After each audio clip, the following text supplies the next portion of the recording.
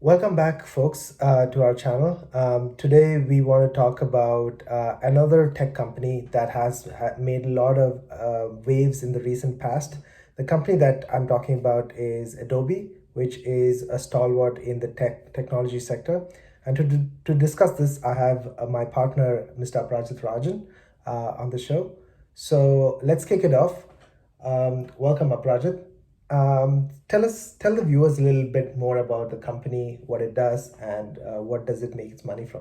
Yeah, sure. So Adobe, which tracks on the NASDAQ as ADBE, is one of the largest software companies, and it helps create experiences across, say, billions of screens, and it's driven incredible innovation over the past few years.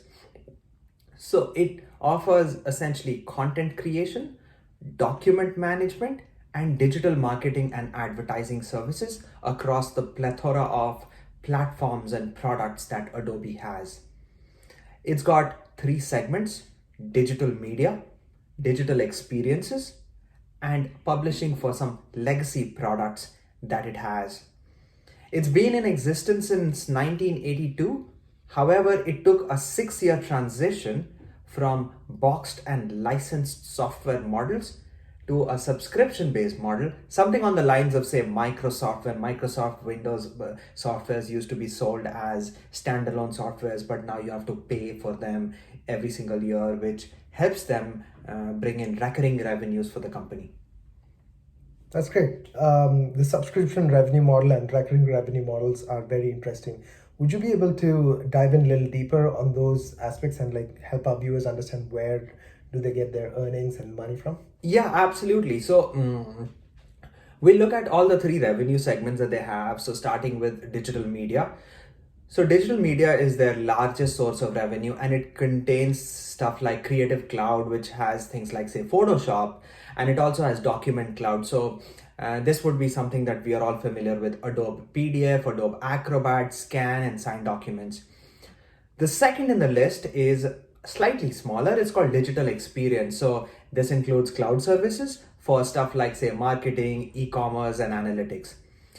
And it's benefited a little bit from the acquisition of Omniture about a decade back, as well as a couple of other companies called Magento and Marketo in 2018. And eventually we are looking at the legacy business, some of the publishing products. So that's been relatively flat over the past year. But yes, these would be the three segments where they make their money from. Thanks for that insight on the three segments and the revenues that Adobe gets from those three segments.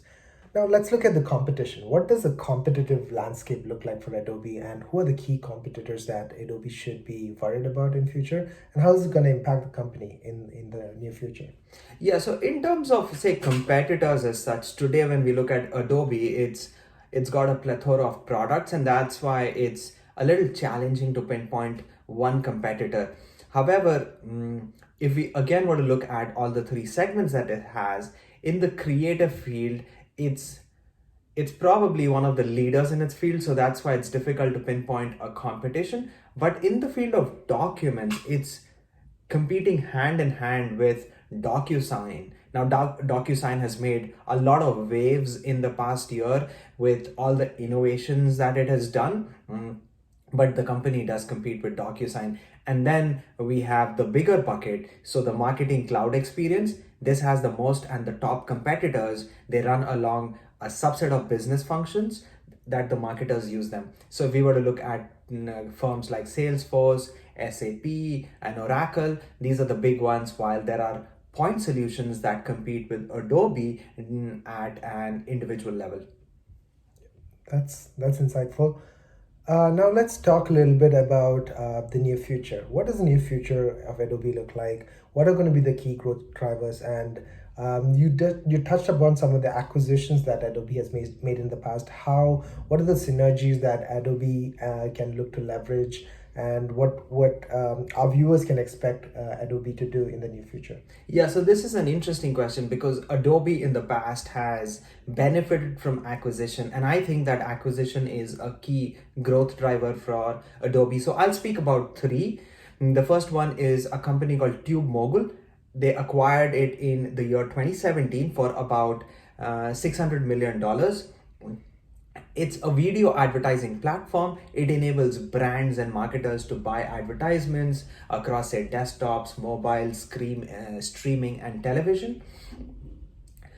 Now, what this did to Adobe was it strengthened its capabilities and brought in new customers from Tube Mogul. So, people who were not customers of Adobe became new customers. The second one that I want to talk about right now is a company called Magento. It's an e-commerce hosting platform that Adobe bought in the year 2018 for $1.6 billion.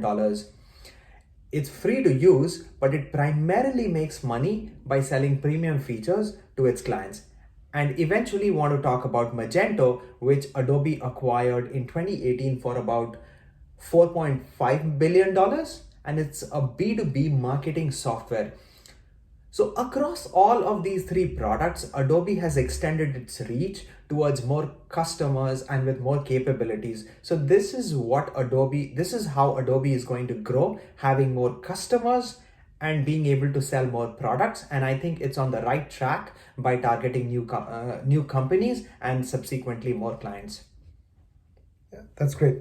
Now let's look at some of the numbers. We'd like to get some more insights into the fundamentals, the technicals, and see what does the financials look like. Could you give some insights around that? Yeah, absolutely. So, for Adobe, if you look at how the company is performed, let's say year to date, then Adobe started at about $330 a stock. It actually went up to 400 before falling to about 280 to 90 during the course of the pandemic. Ever since that day, Adobe has been on an upward spiral, and it actually went up to $536 not a few weeks from today. Yes, it's still seen a pullback, and it's trading at something close to 480 right now. But a point I want to make is Adobe is trading at a PE multiple of 60. It is not cheap. The reason why people tend to buy Adobe stocks even at this valuation is because Adobe continuously gives revenue numbers which exceed expectations. So, for instance, in the recent earnings report, Adobe had a revenue growth of 14% when we compare it to the previous year.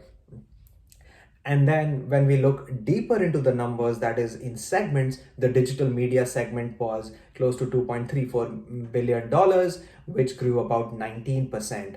The digital media annualized recurring revenue was over $9.63 billion, which represents about 24% year to year growth. And eventually, I would also like to bring in the topic of stock repurchase. So Adobe bought stocks worth $1.5 million in fact, sorry, Adobe repurchased approximately 1.5 million shares in the previous quarter, which goes on to show that the company really believes in its stock. And that's what it is doing right now. Okay, great. So, in summary, in a nutshell, what is your take on Adobe, and what should our viewers be looking out for? Would you recommend that they buy the stock, or what is your outlook on this company in a nutshell? Yeah, that's an interesting question, because when we talk about buying the stock at this point of time, we are looking at a company that's almost doubled in value over the past few months. So definitely it's not cheap. However, we would like to point out that Adobe has shown consistent growth and it continues to innovate. So if your outlook is long term, I would say go ahead and buy the stock. What if the stock price falls down to some extent? I would say go ahead and buy a little more, but it is too good a stock to actually miss. And your outlook, if you're looking at Adobe, should be long term. And in the long term, I think that you're going to get paid really well if you continue to believe in the company. Okay. Well, thanks a lot, Prajit, for your valuable insights on this company, Adobe. That's what we have planned for today, folks. So do let us know your feedback on this video, and please feel free to comment on this video. That's all we have for today, and See you soon for the next video. Thanks, Aprajit, for your thoughts. Thank you.